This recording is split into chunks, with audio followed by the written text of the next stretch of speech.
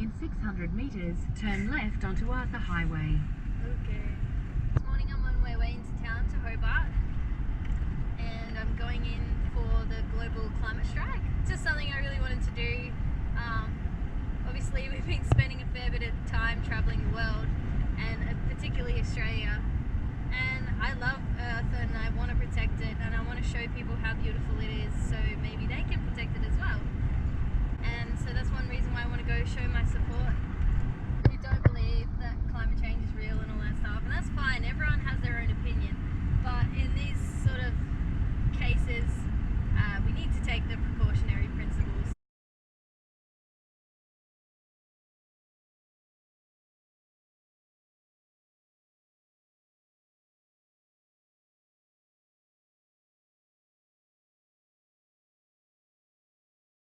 Anyway, so going into town, going to a rally, never been to one before, so it's the first time for me. So I just want to go in, check it out, show my support, hang out with my mates, and yeah, hopefully we can create some sort of change. Pew! Bike here.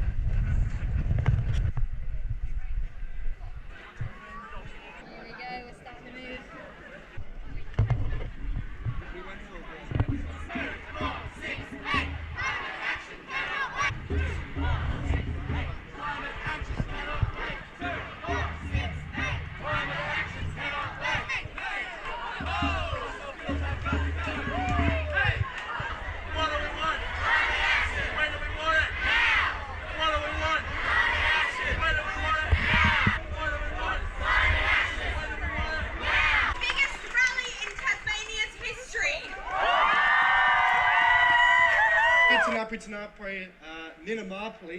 In my language, I just said, I would like to acknowledge and thank this country. All of our ancestors, black or white, led us here to this moment today. You are the ones who will make change. This is an issue of us all. The most incredible thing about that is we're all part of the solution. At the moment, we're living in an unjust system. Injustice is our system, and from that, our duty is to resist. We have so much power when we stand together. The children are getting active because they know that they're the ones who are going to be dealing with the unfolding changes. We have governments who have extinguished native title to the Wangun and Jagalingou people to make way for the Adani megamine. Shame. In 2019, we are worried the Adani coal mine could go ahead. There is so much coal there that if dug up and burnt, the extra carbon emissions will be like a climate bomb. But Adani is just the start, when it should be the end. Wouldn't it be nice if our actions or lack of them didn't have consequence? Imagine there are people on that world who are already the hurricane's victims and survivors, and people who are trying to work out how to stop the hurricane, save us, and you can't be bothered to hear them. Imagine if climate change didn't exist and we were just making the world a better place. In recent times, we have seen massive and destructive bushfires in the Amazon, Spain, California and Greece. Tasmania has bushfires every summer. We noticed winters were getting drier. The fire seasons were starting earlier and extending longer. Farmers in regional parts of Australia are actually calling up helplines. They're actually very anxious and have a lot of angst at the moment about what's happening to their crops. And they're actually fearful of being homeless as a result of the impacts of climate change. We have in New South Wales droughts and possibly the potential of no water. But we're also here marching for the people in the Pacific Islands. We're marching to bring the voices of those on the front lines to say, we stand with you. Currently, as we speak, people are being relocated from their communities, so they're climate refugees, so to speak. A particular island in Fiji called Vunisavisavi, and Vunisavisavi is slowly being swallowed by the ocean. Navua, Nasori, people are complaining about the lack of abundance of fruits like mangoes and pineapples. Also, I have friends who disagree with the effects of climate change. They say to me, yeah, it's probably El Nino. The science, I don't really agree with the science. But by far, the resounding answer I get from them is, it's not happening in my backyard. It is happening happening in your backyard because it's happening to your brothers and sisters in this country. It is happening in your backyard because it's happening to your brothers and sisters in the Pacific Islands. It is happening in your backyard because it's happening to other human beings. It's happening in your backyard because it's happening on planet Earth. If we don't change the whole system, it's not really climate justice. Governments fall to pieces as their factions fight over pointless policies. I see governments that divide their people where once they united them.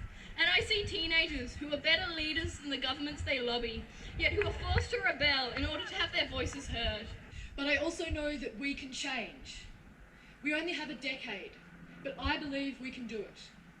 We must reevaluate the relationship we have with production and consumption of resources in Australia. Who's going to plan it? Who's going to coordinate it? Who's going to make it happen if it's not our government? It is their role. You have a responsibility to act because you have the most power in Australia, and yet you're doing nothing. This is absolutely deplorable. Because you have the ability to make change, to fund a just transition that will protect our workers, protect our communities, protect all of us. Climate change is a workers' issue. It affects every industry and every sector. Do we see them creating sensible policies? No. We see them willfully ignoring the science on climate change. We see them approving coal mines that have neither economic nor environmental justification in order to win a few political points. We see them using taxpayer money, using our money, to build privately owned coal-fired power plants. Because the companies they pay see that it's no longer a viable investment. Pretty sure there's no point in people having jobs when their farmland has eroded and their dinner tables have flooded. We want to stop building new fossil fuel projects. That means no new coal mines, no new fracking leases, and no new oil wells. And no more Adani. We want the federal government to commit to 100% renewable energy by 2030. We want them to commit to retraining programs to ensure that workers in climate-affected industries will not become unemployed. We will not punish people for the industries they once worked in. We will help them into safer and greener jobs. Because it should never be the economy or the environment. Because the economy is the environment. Our entire energy system needs a complete and utter overhaul. It needs to be run in the public interest, not for private control. Why wouldn't we do it in Australia, which is abundant with some of the globe's most renewable energy sources, with wind and solar and tidal and geothermal? Why wouldn't we lead on this? We have only 10.5 years left to curb our addiction to fossil fuel. Don't forget to do the little things too. Turn off the lights you aren't using, walk or ride instead of driving. Pick up that piece of rubbish everyone else has stepped over. Ask yourself if you really need that new phone or those new jeans. Cut back on your meat consumption or cut it out entirely. Because it's no longer our grandchildren or even our children's future we're fighting for, but our own. Their education programs have paid off. We understand the science and we are not afraid to stand up for our futures.